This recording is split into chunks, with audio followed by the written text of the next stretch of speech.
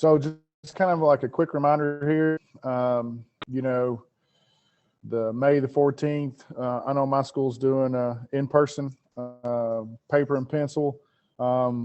If you're doing that, I'm telling you, I'm a little bit worried. My kids haven't handwritten stuff all year long, and they probably haven't handwritten something in over a year, like physically, since the pandemic and everything. So I'm a little concerned at their penmanship, because they haven't been writing anything. I'm concerned at how long it's going to take them.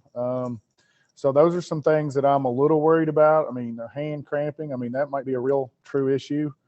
But I think it's going to be like a time management might be the biggest obstacle that students are going to really run into, is that time management. And then plus, I'll just be totally honest, and students, if you want to put in the chat box and be honest with us,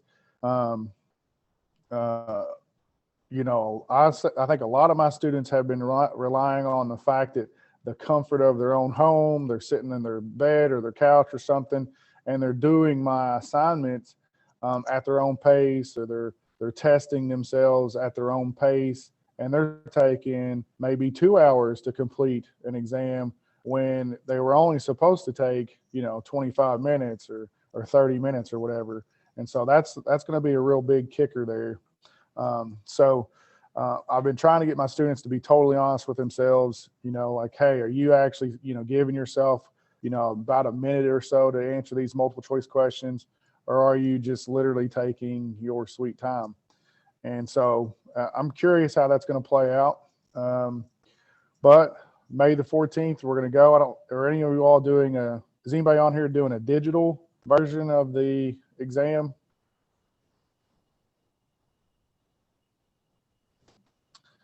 We're taking ours on May 14th.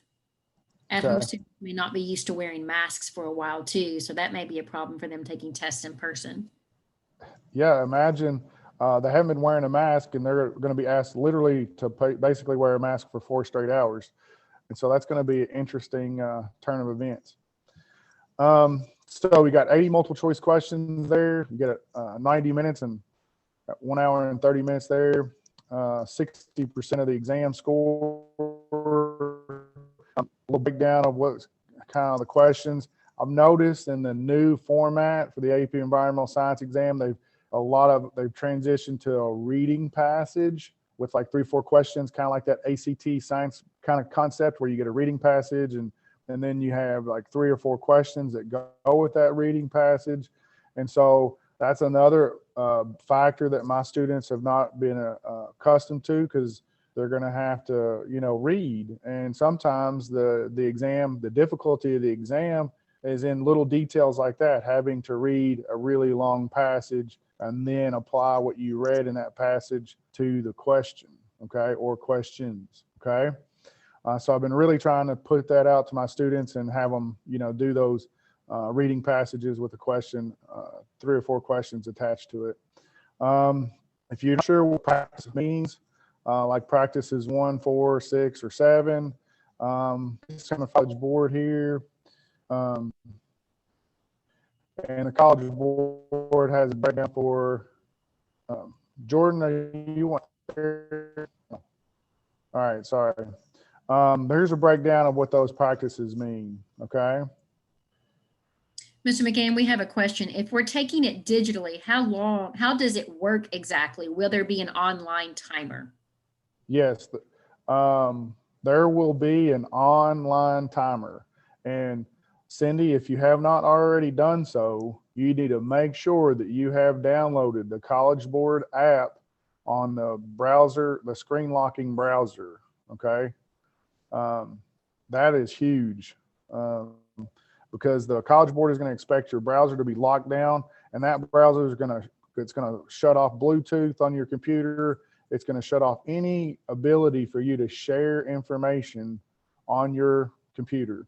So make sure that you go through that process. And if you don't know that process, the College Board has a PDF file there on their website where you can go through the steps to make sure that your computer is compatible with their their exam, you actually should have been given an email in your AP Classroom account, whatever email you use to set up your AP Classroom. They should have sent you an email telling you how to set up the Logsdon browser app on your computer, okay?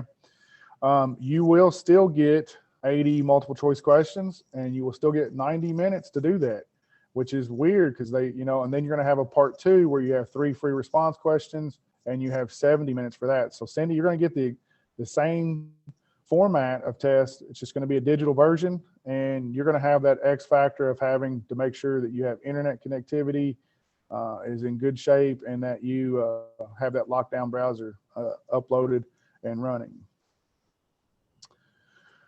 The free response questions, like I just said, 3 questions, 1 hour, 10 minutes, so 70 minutes. That still comes to like 22, 23 minutes per question. And my big advice for you guys, while I got you held captive here in the virtual world, is that you do not have to do the free response questions in the order that they give you, okay? So I would recommend that you kind of glance through the free response questions and pick the one that you know you can hit a home run with, and you're not going to need, and you'll find that you probably will only spend maybe 10 or 15 minutes on that question, and then you can bank, say, 7 to 10 minutes for a harder question, okay? So make sure you go in to free response questions, attack the points, okay? You're not gonna really help yourself by spending your entire time getting a 10 out of 10 on one question and then unable to finish the other 2 questions. If you look at it this way from, say, a simplicity perspective, if I score a 4 out of 10 on 3 questions, that's 12 out of 30. Where if I spent my entire time getting a 10 out of 10, that's great, but that's still just 10 out of 30 points, okay? So go in there, attack the question, get the points and move on.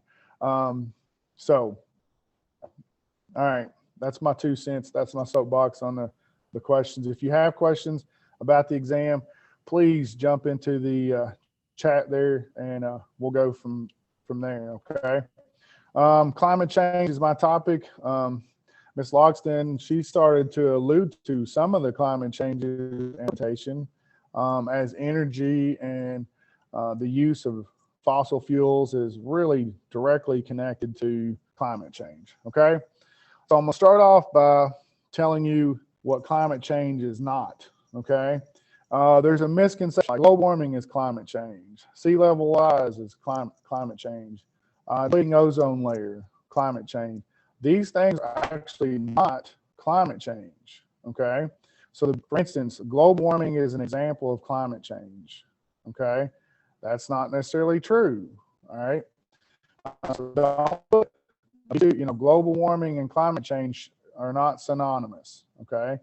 Global warming may come to be an issue as a result of climate change, okay?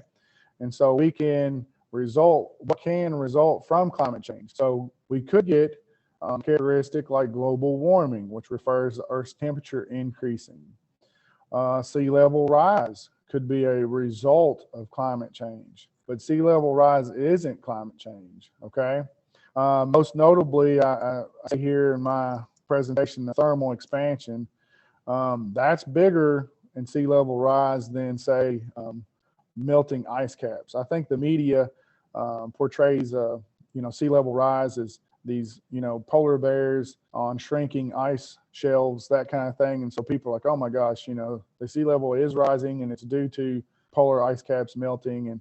And that's really, you know, that's really a real fraction of the percent of sea level rise is ice caps melting. The big fraction, though, percentage of sea level rise is this right here, thermal expansion of water, okay? And if you want, jump in the chat there and kind of define what does thermal expansion actually mean, okay? What do you think thermal expansion means? So really kind of define the 2 terms there in the chat if you want to, and that'll help you understand what it really is.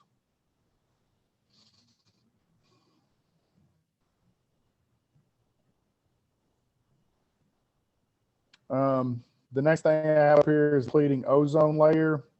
Again, that's not climate change, okay? This is where we start talking about CFCs, the chlorofluorocarbons, and how they react to O3 and the stratospheric ozone and cause, they rip off an oxygen there. And then that depletes our ozone layer, okay? But again, that's not exactly climate change. Okay, good job, Zoe. I see your chat. All right, gas effect. Again, this is not climate change. All right, so I did a little breakdown here, the two parts of the greenhouse effect. You know, the natural greenhouse effect, it, you know, keeps Earth's temperature within a range that can sustain life. Without natural greenhouse effect, it would be too cold to survive. So jump in the chat room real quick and type in some natural greenhouse gas emitters. Okay, so something that happens naturally that emits greenhouse gases. So type that, because you're going to want to know some examples of some natural greenhouse gas emitters. And then of course, Volcanic gas, yeah, very good. Volcanic eruption. Hopefully you're thinking of like forest fires. There are natural forest fires. That's a really good example of a natural greenhouse gas emitter. And of course, you know, cows, right? Cows are like the poster for methane production, right? When I mention, you know, what produces a lot of methane gas, and kids always talk about cows. Other things that can produce methane gas, rice fields are notorious for producing methane gas because of the water involved and the decomposition of plant life in the rice fields. Dams that hold up water, right? And that water that pulls up upstream of the dam, that can cause some decomposition of organic matter, and they can oftentimes be hot spots for methane gas production, okay? And of course, we already talked about in the chat even how methane gas has a much stronger global warming potential than carbon dioxide, right? We usually say one molecule of methane is almost equivalent to 23 to 25 molecules of carbon dioxide. And so it has a little more of an issue or impact on our greenhouse effect. But again, these are natural productions of greenhouse gases. All right, then we roll into the anthropogenic, right? Okay, the human generated greenhouse gases. And our, you know, just like with temperature, we talk about how water, you know, our temperature scale is based off water, right? Celsius and Fahrenheit, based on what the molecule of water does. Well, and the greenhouse gases and the global warming world, it's this little guy. CO2 is the foundation. It's what we measure. Basically, global warming potential, right? Is what CO2. How does CO2 compare, right? And so that's where you get that global warming of like methane being like 23 CO2 molecules. So CO2 is kind of our baseline, right? So typically those from burning fossil fuels. This little phrase here, the incomplete burning of fossil fuels, I would burn that into your brain, okay? That phrase really sums up so many issues. It sums up so much information for you. If you need to explain what the issue is, the environmental issue on a free response question, incomplete burning of fossil fuels, okay? Or incomplete combustion of fossil fuels. That phrase will really hit home for you, okay? And what we're talking about is when you take that fossil fuel, it's, you know, hopefully, you know, it's a big, long chain of hydrogen and carbon chained together, a huge, super long chain. And when we burn that or combust that in the presence of oxygen, not all of the carbon, you know, is converted to that energy, okay, that heat energy or whatever it is you're trying to do. And so some of that carbon combines with the O2 that's present and is released as CO2. So it's not completely burned or incomplete. And so we know that like in our fossil fuels, though, you know, Coal is one of the big ones that doesn't completely burn, you know, so it's not hugely efficient, even though we depend on it very heavily, especially in the state of Kentucky. Okay. And then oil or petroleum, again, it doesn't really burn efficiently or combust efficiently. So we get some incomplete combustion, we get CO2 emissions. But natural gas, however, is actually probably the most efficient fossil fuel, because when you burn it, it's actually rated up there in the 92% efficiency. So there's not a lot of CO2 emissions with the methane production or methane burning as there are with the other two fossil fuels. But ultimately, we're tied to fossil fuels because we have this huge dependency and appetite for energy, and I don't see us changing that too much. Hopefully we can find alternative. All right, so let's get back to climate change, right? Climate change, the KISS approach. Hopefully you know what KISS stands for here, but it's going to be keep it simple is the first part of it. I won't say the last S. I don't want to offend anyone, but define climate. So in the chat there, take a second and define climate for me.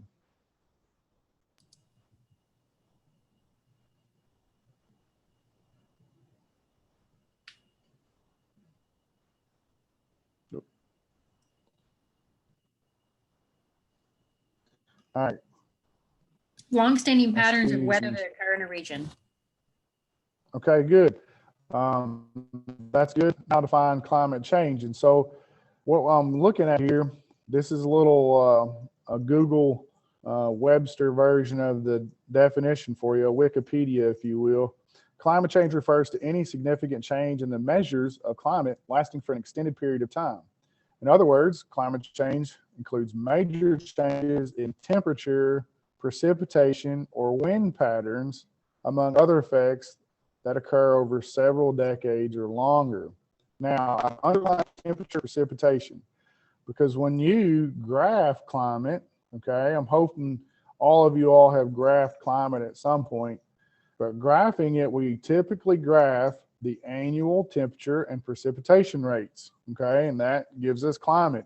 And then those climate graphs can also, you know, indicate biomes and, you know, regions that this is typical of, right?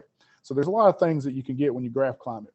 But notice that temperature, precipitation. So when you're looking at climate change, I want you to focus on just those two things, because you should be able to explain those very easily.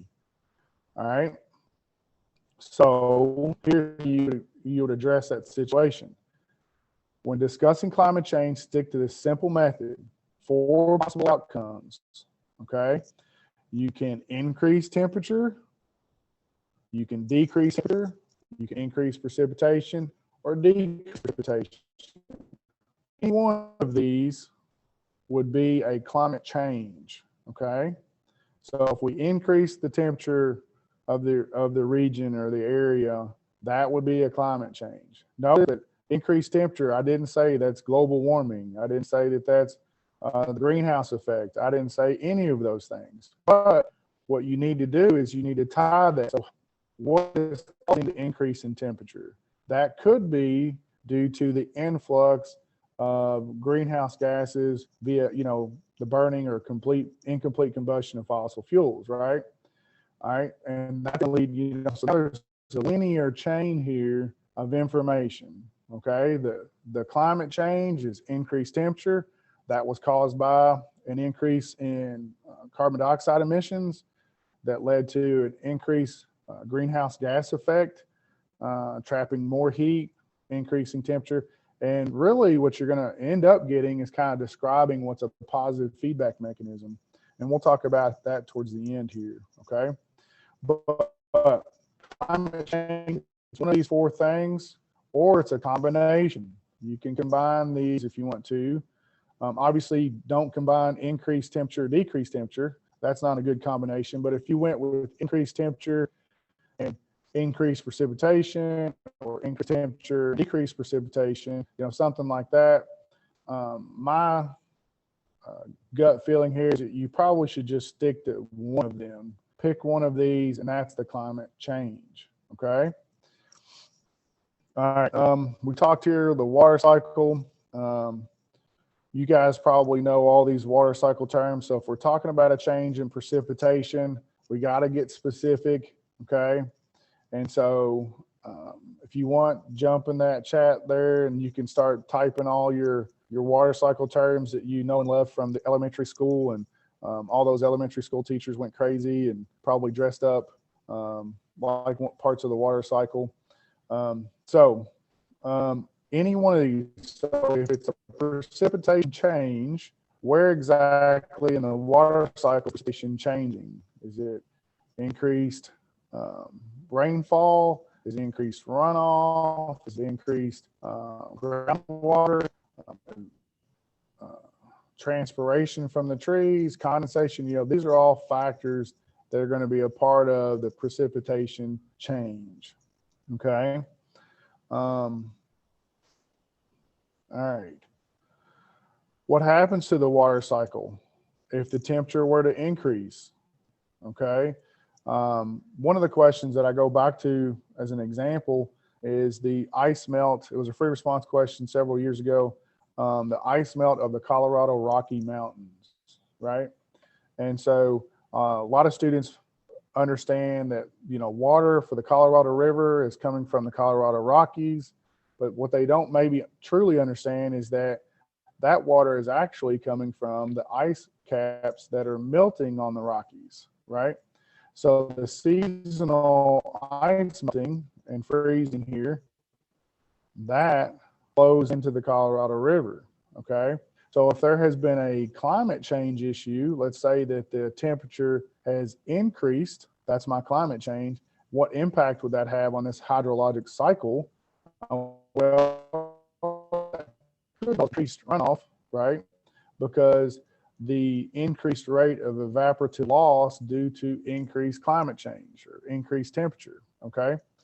So again, let me back up. So if you're thinking, and I'm hoping I'm not confusing you by saying a lot of big words here, but the climate change was increased temperature. The impact on the environment, for instance, the Colorado Rockies, is it increased the rate of ice cap melting, and that increased rate of ice cap melting could cause flooding down in the Colorado Rockies. It could cause increased rate of evaporative water loss, which would mean downstream you're going to have less water, okay?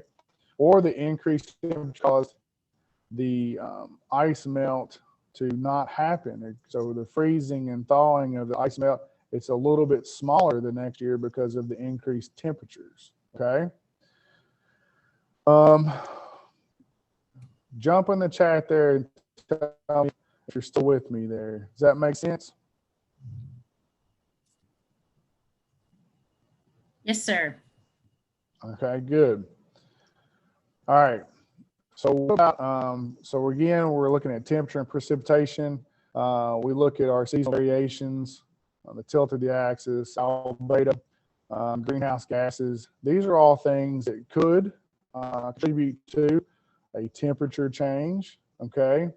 I love to talk about the albedo, right? The reflectivity of the Earth. And so we know that, like, land mass, the northern hemisphere has got quite a bit more land mass than the southern hemisphere. We know that the surface of Earth is 70%-ish water. We know that water has a really unique specific heat. And so it absorbs and re-releases energy in a different rate than, say, land. And then we know that surfaces like color, like the albedo here, we know that black has the ability to absorb all colors from the sun, while white reflects, okay? And so that can play into factor in, and that can play into some of our temperature changes, okay? So as we increase more areas, more surface areas to something that, say, doesn't reflect light very well, but absorbs, like asphalt and rooftops, all those things have a tendency to just absorb. And so then that's going to change the temperature, okay, of that area, okay? It's going to make it much warmer, okay? And then again, we go back into greenhouse gases and that greenhouse effect. Okay. What happens to temperature if annual precipitation or temperature changes? Okay. Again, let's see, keep going. Take a look here. I have a little trivia question here. And so if we're going with like change or temperature, precipitation change, this little stretch here, jump in the chat box there and tell me what's actually happening right here. Good. Yeah. Good. El Nino, Southern Oscillation. Excellent. Okay. So that's that little thing. And that little, event right there, La Nina, El Nino, those little events can have global impacts on climate. Okay. And climate changing, every increase, remember climate change, increase or decrease in temperature or increase or decrease in precipitation rates. Okay. This is the famous graph here. We've got a Mauna Loa Observatory in Hawaii, and they've given us data from 1980 to present day carbon dioxide emission. Okay, always like to ask students, why is it an up and down zigzag looking line? So jump in the chat there. Why are the CO2 levels up and down throughout this graph here? I mean, it's obvious the general trend of CO2 is increasing, just like the graph that Ms. Logsdon gave us, vary by season. So right now we're slowly springing into the summer. So our CO2 levels in the atmosphere are going to go up or go down as we go into summer. So go in the chat box. Are CO2 levels going to go up or go down as we transition into summer? So you think CO2 levels are going to go up? Decrease, photosynthesis. Okay, good. So Zoe, you are correct. CO2 levels in the summer are actually going to go down because we have more photosynthetic organisms. Your trees are starting to have leaves on them again. Those trees are going to be photosynthesizing. And so CO2 levels are actually going to decrease in the atmosphere. While during the winter, when we don't have those leaves or, snow is covering up grasses and that's kind of thing, we're going to have an increased rate of carbon dioxide in the atmosphere. A lot of students, for some reason, when I ask them that question, will say, well, CO2 levels are higher in the winter because so many people are trying to heat their homes, and that's giving off CO2. But the same could be said, people during the summer are trying to cool their homes. So the argument that CO2 levels fluctuate annually due to living, the way they live or the cost of living, so to speak, that's not true. CO2 levels and photosynthesis, that's the big one. Okay. Some students also will say summer CO2 levels are higher because more people are going on vacation, and that just isn't isn't true. Okay. Yeah, we maybe go on vacation during the summer, but that doesn't mean that everybody and all 7 billion people only go on vacation during the summer, right? Because we know that just isn't true. Okay. So CO2 is based on the season variations of photosynthetic rates, and CO2 level is going to be the lowest in the summer, highest in the winter. Right? But again, back to the climate change here, general trend is increasing CO2 level concentrations to rates that we've never seen before ever. Okay. The human generated, we've already seen that term, but that's anthropogenic. Okay. Anthropogenic. How do we address the issue? How do we address climate change? All right. So our topic again, climate change. We have issue. We can do mitigation. Okay, where we reduce something. Okay, we mitigate it, reducing our carbon footprint. So jump in the chat box there. What are some things that you could do to reduce your carbon footprint? Hopefully your teacher had you do a carbon footprint calculator. How can you reduce your carbon footprint? Because ultimately this is going to tie back to offsetting climate change. So you're in the chat box typing up ways to reduce your carbon footprint. Public transportation is a great one. Okay. What else?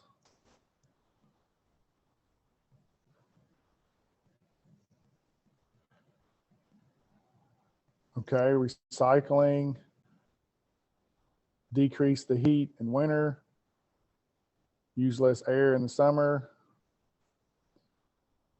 I need to, Zoe, I'm gonna tell my wife that one because she loves to hit that thermostat. She does not share the same passion for the environment as I do. Yeah, these are all great ideas. Okay, I saw composting up there. Miss Logsdon, somehow I'm able to see the chat room, so I'm cheating. So I'm sorry about that. No, you go at it. Awesome. Remediation and bioremediation, guys, these are huge terms. Okay, remedy. I tell my kids the real here is remedy, right? How do we remedy? Well, we fix something. That's a remedy, right? So remediation, and then there's bioremediation. Okay, jump in the chat box there. What's bioremediation? What's a bioremediator? You can either define bioremediation or maybe give me an example of a bioremediator. And if you're in unit 8, which is water pollution or wastewater treatment is one of the topics, you should be able to come up with a bioremediator pretty quickly.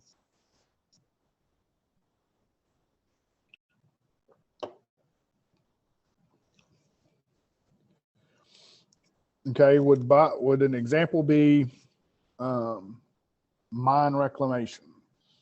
Okay, it only would account, Zoe, is if in the reclamation process you mentioned a living organism is doing or contributing to the reclamation. Okay, and so you said reclamation, so that helps me or tells me that there is an act, a piece of legislation in the United States called the Surface Mining Control Reclamation Act. I call it SMACRA for short. But in that particular legislation, mining companies have to reclaim the land. They can't just, take the resources that they need. They can't take the resource coal and then leave the land, barren, okay, a wasteland. And so what they have to do is they have to remediate the area, right? And so by remediation, reclaim the area. And if they're remediating it with a bioremediator, that means they're using plants, topsoil, enriching the soil. Yeah, that would be good. What about the one I was kind of hinting towards, wastewater treatment facilities, because they use a bioremediator to help treat water. I wonder, can anybody put that one in the chat, what I'm talking about? If you don't know, you can put IDK on there. Okay, good. Bacteria. All right, good. Be careful on saying tertiary bacteria treatment, because remember, in wastewater treatment facility and secondary treatment of wastewater, that's where the bacteria is added. Okay, bacteria is added in the secondary treatment of water. So primary treatment, removing all the big solids. Secondary treatment, you add the bacteria, and the bacteria help break down the organic waste inside the water, and they create some solids that then precipitate in the final clarifying chamber. So tertiary treatment is actually usually when a removal of the water into a third party or a third thing. It could be chlorine, it could be maybe bacteria, but typically wastewater treatment is going to happen, the bacteria part of it's going to happen in the secondary treatment of wastewater, where they add oxygen. Remember oxygen, because the bacteria need dissolved oxygen in order to do their work, which ties me into, things like eutrophication and stuff like that. Another great bioremediation tactic would be to, with our oil spills, we like to throw bacteria on the oil spills. We did this when the BP Horizon oil rig, when that happened recently. We use bacteria to help break down those large, gigantic hydrocarbons of oil. Okay. We have ways to sequester, carbon sink. So jump in the chat there. What's a carbon sink?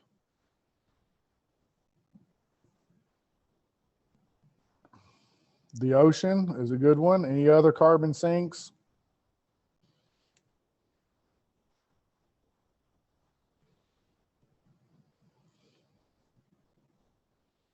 Hopefully you're thinking trees. You know, trees do, yeah, forest, good job. You know, photosynthesis, they take in carbon dioxide and they store it in that C6H12O6, that glucose molecule, right? And that's stored until, you know, you burn the tree down or the tree uses it for energy. But yeah, carbon sinks or anywhere you can store carbon, okay? And the ocean, Ms. Logsdon mentioned ocean acidification, and that's a big topic, right?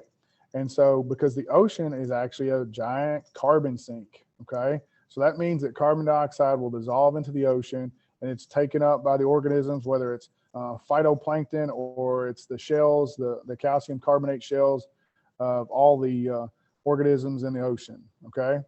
But the reality is we're through the combustion of fossil fuels, we're producing carbon dioxide that wasn't really part of the carbon cycle, right?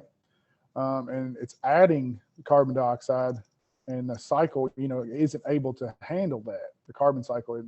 And so with the oceans getting more and more dissolved carbon dioxide, and so unfortunately any carbon dioxide that's not converted to some sort of living material or stored in the ocean converts into carbonic acid. And that carbonic acid then lowers the pH of the ocean, and that's no bueno for those aquatic organisms, okay? This is one particular strategy, is to take carbon dioxide out of the atmosphere or carbon dioxide emissions and sequester them or store them in earth somewhere, okay, underground. So that's one particular idea. Again, trying to address the issue of climate change here, right? Alternative energy, biofuels, these things are great to address climate change, okay? We just got through talking about energy, and of course, you know, alternative renewable energy is a great strategy, okay? Anything that's going to have lower CO2 or greenhouse gas emissions is a win-win in my book. Pumping CO2 in the ground cause earthquakes. You know, again, we kind of, if I had to go back and like truly address that for you, Zoe, I would tell you this. No. Is there a slight chance? Yeah, disturb the faults. Is there a slight chance? I guess we go back to this. You know, would I sequester carbon dioxide near the San Andreas fault line? No, that just doesn't make any sense. You know, in Kentucky, we have like a random, the New Madrid fault line in the far western part of the state. But ultimately, you know, it's site location. You know, if you have a fault line, you have really large seismic activity in your area, probably not best to do carbon sequestering in that area, right? And so that's probably just not a great idea in that particular region. But for the most part, you should be able to get away with carbon sequestering. The big question would be, you know, where do you put it? So in some cases, it's suggested to use carbon dioxide in those fossil fuel areas and replace the methane with carbon dioxide. So as I pump out methane gas, natural gas, to be used as an energy source, I replace that void or that gap or that space in the earth with CO2. Biofuels, I love talking about like biodiesel and stuff like that. And I like to tell students, you know, biodiesel emits carbon dioxide and diesel emits carbon dioxide.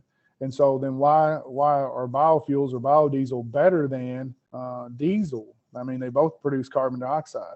And the answer you're looking for there is that the biodiesel is part of the carbon cycle, right? That carbon dioxide emitted from biodiesel is a part of our carbon cycle, where the other version of diesel is not a part of the carbon cycle, right? So when we burn that diesel, that's new CO2 that hasn't, you know, that carbon hasn't seen the light of day in millions of years because it was stored as some form of petroleum in the ground. Okay. All right, legislation. We mentioned Surface Mining Control Reclamation Act. Okay. What are some legislative laws or treaties? I'll deal with treaties. Are there any of those out there that specifically address carbon dioxide? So jump in the chat there and see if you can type up something, some form of legislation that addresses carbon dioxide emissions. Can you think of any?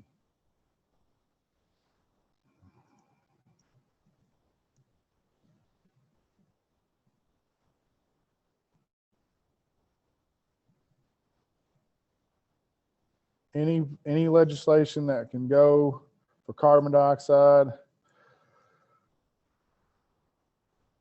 Okay, Montreal Protocol. What did Montreal Protocol address, since you brought it up? It's a good one.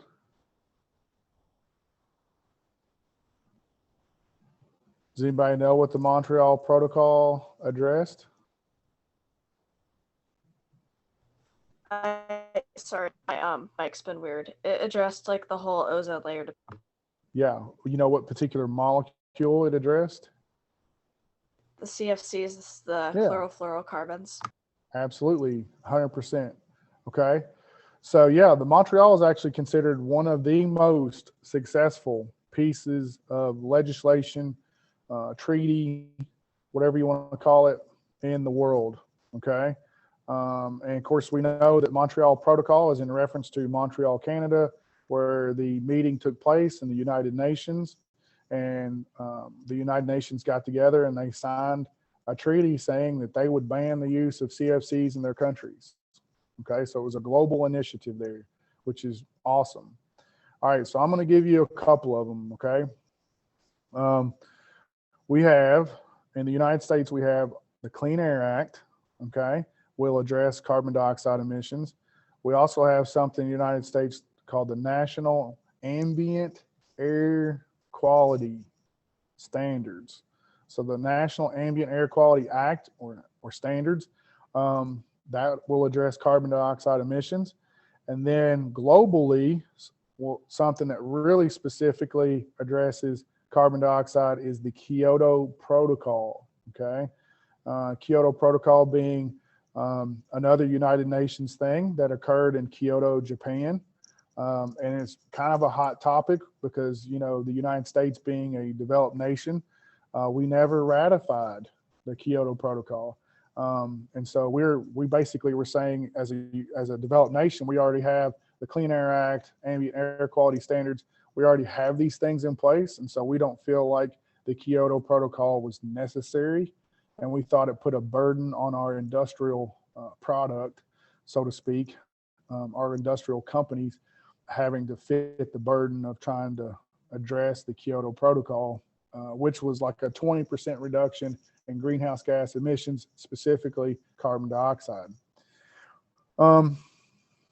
Questions, concern? I feel like I'm just spewing out information and I'm not giving you guys a chance to interact with me very much. If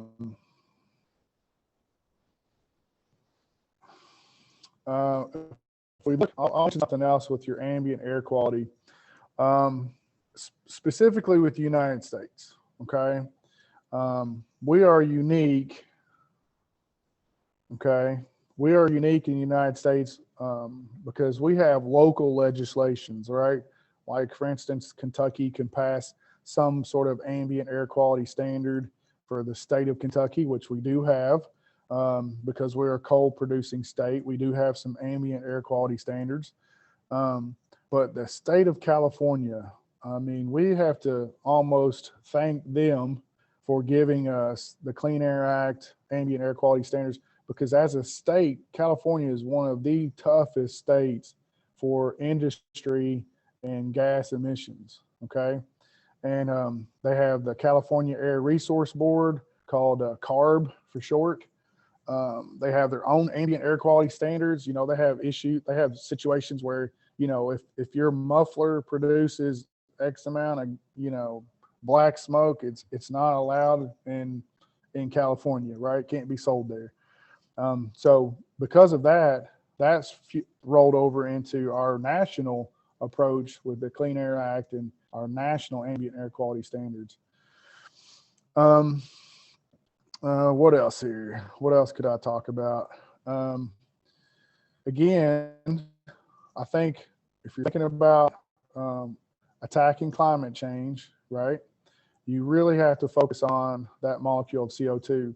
Another point I would give you is it's much easier to pass like legislative acts and laws and treaties when you target the industry, the commercial aspect of carbon dioxide emissions, because then you're looking at point source pollutants, right? And so, you know, you can pass some sort of cap and trade gas emissions, greenhouse gas emissions trading. You can put that on companies because they're the ones, those are point source sources of the pollutant, where it's much harder to say address my vehicle emitting carbon dioxide, right? It's going to be really hard to address the public or individualize these non-point sources of carbon dioxide because that's almost impossible to police. So what you do is you come up with big things, like you come up with CAFE standards, like the corporate automotive fuel efficiency standards, right? You force car companies to make vehicles that get more miles to gallon, right? And then that in return will reduce carbon dioxide emissions. Okay, it's, you know, when you think of these legislations, think about targeting a point source pollutant and avoid trying to address non-point source pollutants. Okay. I mentioned feedback mechanisms here. Remember, a positive feedback, you have a stimulus response and you have a continued response. Okay. So for instance, with climate change, if you have a situation where the temperature increases and that increased temperature causes more water or more ice melt, and then there's more ice or more water to absorb sunlight, which is going to increase the temperature even more, and you're going to get a continued feedback. Okay. The negative feedback mechanism here, you have a stimulus, the response to the stimulus, and the stimulus is ended. Okay. So for instance, if the increased temperature causes evaporation, the evaporation condensates, forms a cloud, that's going to block the sun. So that's going to cool down the area. So you kind of have our earth is full of these positive, negative feedback, these give and takes, just like your body, taking anatomy and physiology, right? That could be something that you can kind of fall back on. Try to remember positive, negative feedback. All right. I did the stop share there because I've got like 6 minutes or so. So I'm opening up the floor here. If you want to unmute yourself and ask a question or something like that, a question into the chat room, that's great. I would love to answer any of that. Or I can just keep talking because, you know, teachers ultimately love the sound of their own voices, right? And you guys in class, you hide behind your mask like this and you don't ever say anything anymore.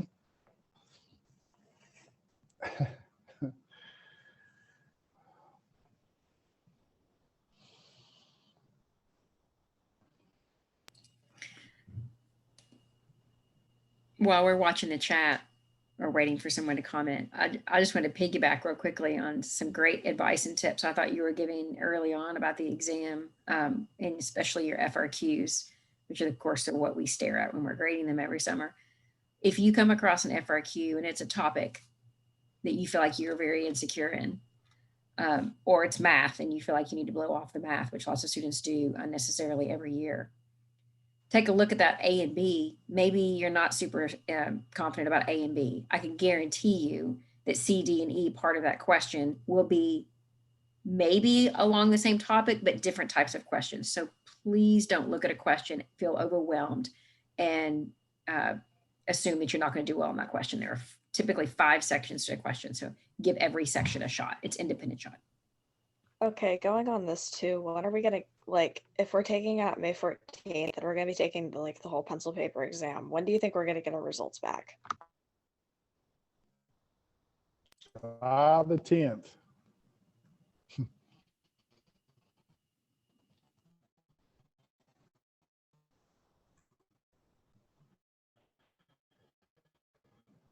So I would say probably somewhere. I know as a teacher, this is my the scores around July the 8th through the 10th, somewhere in there.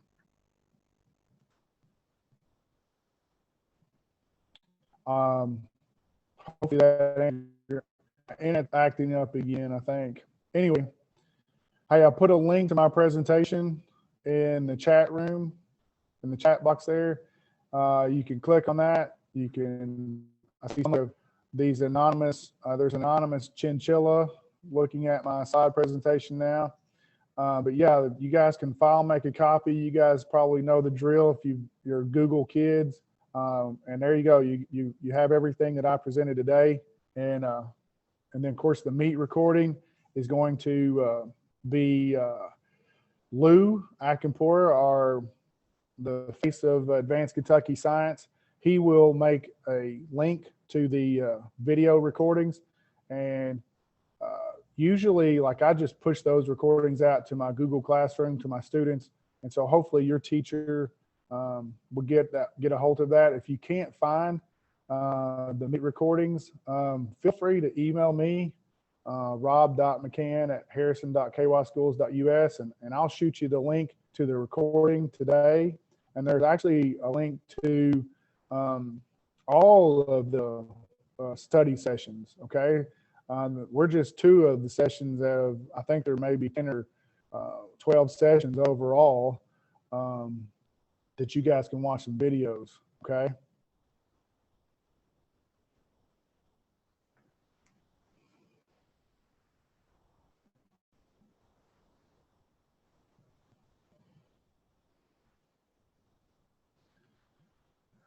All right. Anything else? Well, you're welcome. We enjoy presenting. I always enjoy doing it.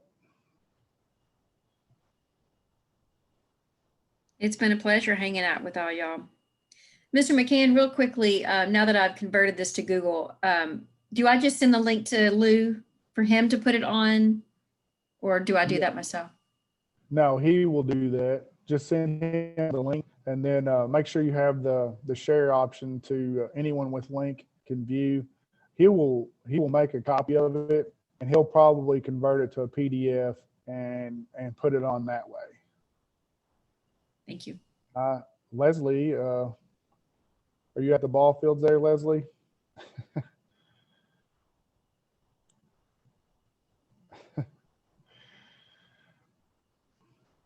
Super jealous of that blue sky. Hopefully every single one of us here in a little bit is going to be able to go outside.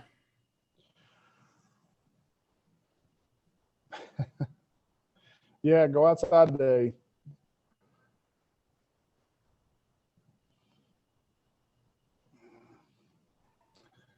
Oops, sorry, I didn't realize I turned my video on. That's okay. I'm at a softball game now, but thank you all for doing this today. We've enjoyed seeing the grass in the sky, Leslie. I didn't know. I'm serious. It's been awesome.